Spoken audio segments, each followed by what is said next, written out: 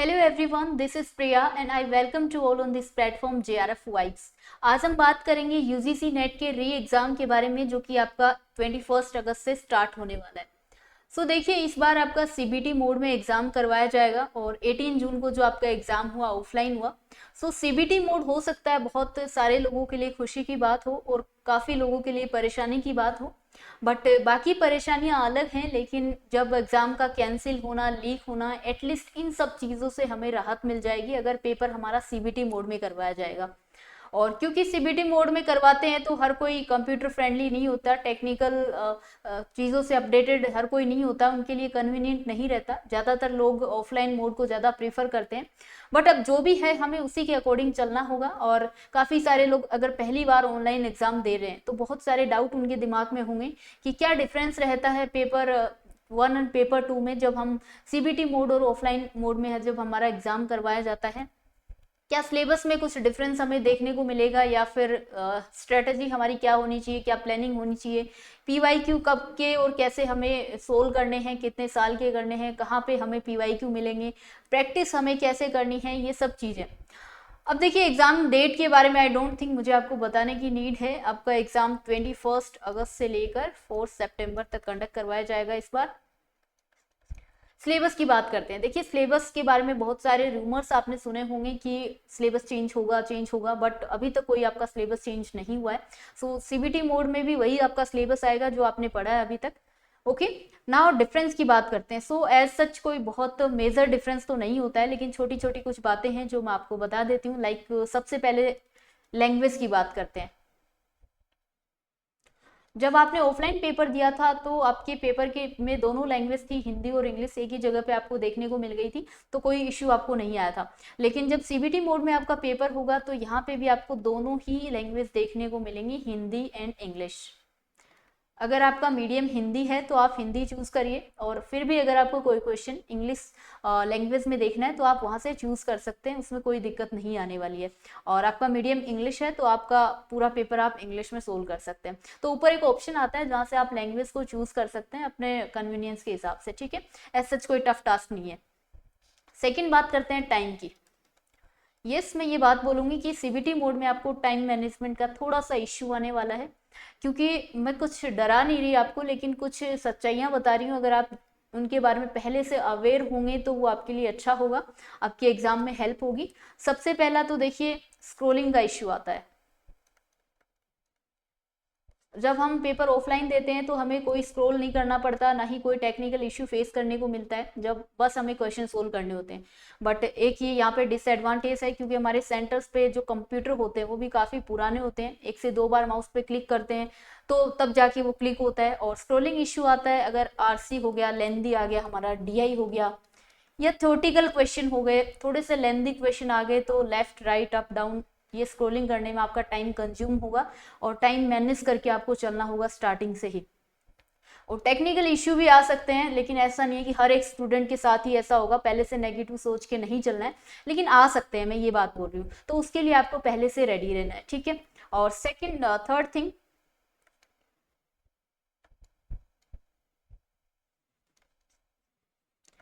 Pattern में क्या क्या चेंजेस देखने को मिलेंगे। तो पैटर्न में ऐसा सच कोई ज़्यादा डिफरेंस नहीं मिलेगा ऑफलाइन में और ऑनलाइन में।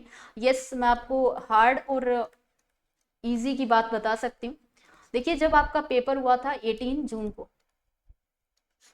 तो 18 जून को ऐसा पेपर नहीं आया था कि बहुत टफ पेपर था और किसी के लिए डुएबल पेपर नहीं था। अगर किसी की बहुत अच्छी तैयारी है तो 18 जून वाला पेपर मॉडरेट था, और आराम से काफ़ी लोगों का बहुत अच्छा पेपर हुआ है, क्योंकि बहुत टफ पेपर नहीं आया था। लेकिन सीबीटी मोड में आप ये थोड़ा सा मान के चलिए कि पेपर आपका थोड़ा सा हार्ड देखने को मिलेगा। 18 जून को जैसा पेपर आया वैसा पेपर आपको इस बार देखने को नहीं मिलेगा, क्योंकि इसका पहला रीज़न तो ये है, जब ये एग्ज़ाम हमारा हुआ था एक ही दिन में हुआ था, 2 शिफ्ट में ये पेपर हुआ था। तो फर्स्ट पेपर के कितने पेपर बने थे, कितने सेट बने थे, 2 बने थे। लेकिन अब देखिए, आपका ये एग्जाम लगभग 12-13 दिनों में करवाया जाएगा, तो आप मान के चलिए कि डबल कर लीजिए, क्योंकि हर दिन 2 शिफ्ट होंगी, तो 25-26 सेट बनेंगे आपके पेपर 1 के लिए, ठीक है।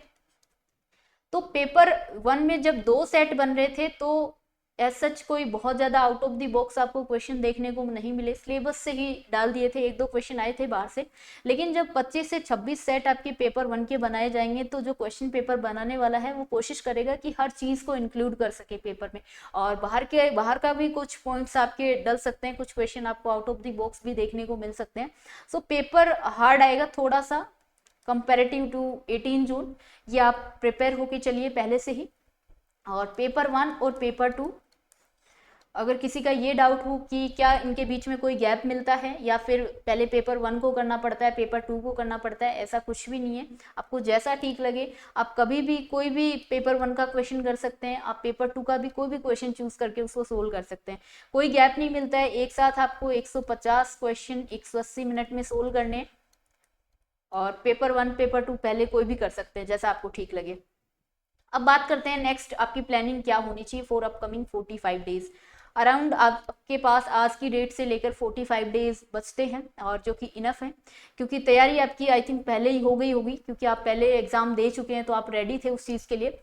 अब आपको थोड़ा सा बेनिफिट मिला है रिविजन करने के लिए। सो हर एक दिन का आपके पास टाइम टेबल होना चाहिए, कौन से दिन को आपको कौन सा टॉपिक कवर करना है। अगर कुछ टॉपिक ऐसे भी होंगे जो आपने अभी तक नहीं पढ़े हैं तो उनको आप पहले कवर करिए। और 18 जून को जो एग्जाम हुआ है, लीक हुआ है, कैंसिल हुआ है, जो भी हुआ है, बट ये गलती मत करना कि आपने उसको एनालिसिस नहीं किया हो, आपने उसको देखा ही नहीं हो कि ये पेपर अब किसी काम का नहीं है। ऐसा नहीं करना है, आपको हर एक क्वेश्चन एनालाइज करके जाना है, जितने भी नए टॉपिक निकल कर आए सबको पढ़ के जाना है। सो आप लाइक 20 जुलाई तक मान लीजिए आपका जो भी सिलेबस बचा हुआ है, नए टॉपिक हैं, वो आप कवर कर लीजिए। और उसके बाद 10 अगस्त तक आप रिवाइज करिए। ऐसा नहीं करना है कि सुबह उठे हैं, जो टॉपिक हमारे सामने आ रहा है किताब खोल के बैठ गए, पढ़ने बैठ गए। हमारे पास अगर पहले से एक शेड्यूल होता है, एक टाइम टेबल होता है कि आज के दिन हमें ये टॉपिक कवर करना है, तो आप एक प्रॉपर टाइमिंग में प्रॉपर अपना सिलेबस कंप्लीट कर पाएंगे। ठीक है, 10 अगस्त तक रिवीजन करिए और उसके बाद अपनी तैयारी को प्रैक्टिस करिए कि आपने कितना पढ़ा है, प्रैक्टिस करिए, टेस्ट सीरीज लगाइए। प्रैक्टिस कैसे करनी है ये भी मैं आपको बताने वाली हूँ। नेक्स्ट बात करते हैं पीवाईक्यू की। पहला क्वेश्चन ये आता है कि पीवाईक्यू कहाँ पर मिलेंगे, बहुत बड़ा क्वेश्चन है। अब दो चीज़ें आपके सामने, अगर आप फ्री सोर्सेज की तरफ जाना चाहते हो तो मैंने भी ट्राई किया था, बहुत सारी एप्लीकेशन हैं लाइक बाइजू हो गई, अनअकैडमी हो गई, टेक्स्ट बुक हो गई, और भी काफ़ी ऐप होंगी आई थिंक, जहाँ पे आपको फ्री क्वेश्चन मिल जाएंगे। इजी आसानी से नहीं मिलेंगे, आपको थोड़ा सा ऐप को एक्सप्लोर करना पड़ेगा आपको, लेकिन हर ऐप में आपको unit wise topic wise question मिलेंगे और बहुत सारे पीवाईक्यू प्रीवियस ईयर पेपर भी मिल जाएंगे, लाइक पूरा 150 क्वेश्चन आपको जो भी प्रीवियस ईयर में आए हैं वो पेपर भी आपको मिल जाएंगे। सो ये कुछ ऐप हैं, आप इनको एक्सप्लोर करेंगे, क्योंकि मैंने किया था उस टाइम थी और अभी भी आपको मिल जाएंगे। लेकिन आप फ्री के झंझट में नहीं पढ़ना चाहते हैं, आप टेस्ट सीरीज परचेज करिए जहां से भी आपको ठीक लगे। वो टेस्ट सीरीज आपको एटलीस्ट एग्जाम से पहले 10 टेस्ट आपको देकर जाने हैं। ठीक है, तो टेस्ट आपको कैसे देने हैं, और एक बात और, पीवाईक्यू आपको कितने ईयर के सोल्व करने हैं ये भी एक क्वेश्चन है। बहुत लोग बोलते होंगे 5 साल के कर लीजिए, बहुत लोग बोलते होंगे 10 साल के कर लीजिए। लेकिन देखिए, आप सबको पता है 2018 से पहले कुछ अलग पैटर्न हुआ करता था यूजीसी नेट के एग्जाम का। सो अगर आप 2018 भी चूज करते हैं तो यहाँ से लेकर भी अगर आप 18 जून को जो आपका एग्जाम हुआ है वहां तक भी सारे पेपर सोल्व कर लेते हैं, मोर देन इनफ है आपके लिए। आपको कुछ और करने की नीड नहीं है, क्योंकि ये ही अपने आप में बड़ी बात है अगर आप इतने पेपर भी सोल्व कर लेते हैं। क्योंकि थोड़े पेपर नहीं है ना, पेपर 1 के तो बहुत सारे मिल जाएंगे आपको। तो आप 2018 से 2019 से कर सकते हैं, यहाँ से आप पीवाईक्यू सोल्व करिए। और पीवाईक्यू सोल्व करने का कभी भी ये मतलब नहीं होता है कि आप क्वेश्चन रट लो, आंसर रट लो। अगर आप एक क्वेश्चन कर रहे हैं, इसके 4 ऑप्शन है, तो हर एक ऑप्शन को आपको डिटेल में पढ़ना है। ठीक है, हर एक ऑप्शन से कौन सा टॉपिक जुड़ा हुआ है उस टॉपिक को डिटेल में पढ़ना है, क्योंकि यूजीसी नेट का एग्जाम कभी भी बहुत टफ नहीं आता है। ऐसा नहीं है कि यूपीएससी लेवल का आता है, और प्रीवियस चीज़ें तो बहुत ही रिपीट होती है, प्रीवियस क्वेश्चन भी कई बार आ जाते हैं, और टॉपिक तो डेफिनेटली आते ही है। ऐसा नहीं है तीसरी दुनिया से क्वेश्चन बनते हैं, वही कुछ टॉपिक हैं उनसे थोड़ा सा कभी हार्ड लेवल पूछ लिया जाता है, कभी थोड़ा इजी लेवल पूछ लिया जाता है, लेकिन चीज़ें रिपीट होती हैं। सो पीवाईक्यू बहुत इंपॉर्टेंट है आपको सोल्व करना। अब प्रैक्टिस आपको कैसे करनी है, देखिए अगर आपने टेस्ट सीरीज परचेज की है, सबसे पहले तो ऐसी टेस्ट सीरीज परचेज मत करना जहाँ पे पेपर 1 अलग दिया हो, पेपर 2 अलग दिया हो, क्योंकि एग्जाम हॉल में आपको रेस्ट करने के लिए टाइम नहीं मिलेगा कि पेपर 1 आपने कर लिया, अभी आप 15 मिनट रेस्ट कर लीजिए, फिर आपको पेपर 2 करना है। सो ऐसी टेस्ट सीरीज परचेज मत करना, ऐसी परचेज करना जिसमें सारे 150 क्वेश्चन एक साथ हो, 180 मिनट में आपको सोल्व करने हो। अब जब भी आप ये 10 टेस्ट सीरीज सोल्व करेंगे तो उसका मकसद आपका ये नहीं होना चाहिए कि आपको ज़्यादा से ज़्यादा स्कोर गेन करना है। इसका पहला मकसद तो आपका ये होना चाहिए कि आपके माइंड को एक हैबिट डलनी चाहिए कि 180 आपको मिनट मिलेंगी, 150 आपको क्वेश्चन मिलेंगे और स्क्रीन को आपको फेस करना है और वो सारे क्वेश्चन आपको सोल्व करने हैं। क्योंकि बहुत सारे बच्चों के साथ ये दिक्कत आती है, काफ़ी नॉलेज होता है लेकिन स्टिल वो एग्जाम में नर्वस हो जाते हैं, स्क्रीन फेस नहीं हो पाती 3 घंटे, पजल हो जाते हैं, दिमाग खराब हो जाता है, तो पेपर खराब हो जाता है। लेकिन अगर वही काम आप 10 दिन रेगुलर 3 घंटे कर लेंगे तो आई डोंट थिंक कि 11वें दिन आपको कोई बहुत ज़्यादा इश्यू फेस करने को मिलेगा। आपके लिए वो चीज़ एक नॉर्मल हो जाएगी, आपकी नेचुरल हैबिट बन जाएगी। ठीक है, ये करना है आपको। और सेकंड थिंग, आपका रिजल्ट अगर कम भी आता है तो ज़्यादा टेंशन नहीं लेनी है, लोड नहीं लेनी है, क्योंकि वही सेम क्वेश्चन तो आपके एग्जाम में आने वाले हैं नहीं। बस यहाँ पे आपको अपने वीक पॉइंट और अपने स्ट्रॉन्ग जो टॉपिक हैं उनको एनालाइज करना है, उनको पकड़ना है। यहाँ से आपको ये पता चलेगा कि कौन से टॉपिक से क्वेश्चन आपसे नहीं बन पा रहे हैं, एटलीस्ट आप उस टॉपिक को दोबारा रिवाइज कर पाओ, उससे रिलेटेड क्वेश्चन कर पाओ। और जब भी आप अगर कोई टॉपिक पढ़ते हैं तो उससे रिलेटेड क्वेश्चन करिए। अगर आपको प्रैक्टिस करनी है ना टेस्ट सीरीज के अलावा, तो हर एक टॉपिक से, हर एक यूनिट से जुड़े हुए कम से कम 50 से 100 क्वेश्चन करिए। और ये क्वेश्चन आपको गूगल पे भी बहुत सारे मिल जाएंगे, मतलब फ्री क्वेश्चन तो बहुत सारे हैं। अगर टेस्ट सीरीज नहीं भी मिल पाती है तो क्वेश्चन तो फ्री के बहुत सारे हैं। सो अपने माइंड को हैबिट डालना बहुत जरूरी है, क्योंकि हमारा माइंड उसी तरीके से काम करेगा जो हैबिट हमारे डेली लाइफ में होती हैं। अगर हम पहली बार जो ऑनलाइन एग्जाम है उसको सोल्व करने बैठेंगे तो बहुत सारे इश्यू आएंगे, लेकिन 10 बार हम पहले दे चुके हैं तो 11वीं बार देंगे तो ज़्यादा इश्यू हमें नहीं आएगा।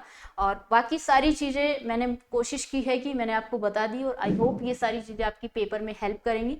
और भी अगर आपका एग्जाम के रिलेटेड कोई भी डाउट हो तो आप पूछ सकते हैं। और ऐसा नहीं है कि ये सारी बातें सुन के टेंशन में आ जाना है, कोई ऐसा पहाड़ नहीं टूटने वाला है, बहुत ज़्यादा डिफरेंस नहीं रहता है। कुछ छोटी छोटी चीज़ें थी, कुछ सच्चाई थी, फैक्ट्स थे जो मैंने आपको बता दिए हैं। अगर आपको पहले से पता है तो आपके लिए फिर आपको बहुत ज़्यादा डर नहीं लगेगा। बाकी तैयारी अच्छे से करिए, पेपर डेफिनेटली आपका अच्छा ही होगा। Thank you so much everyone.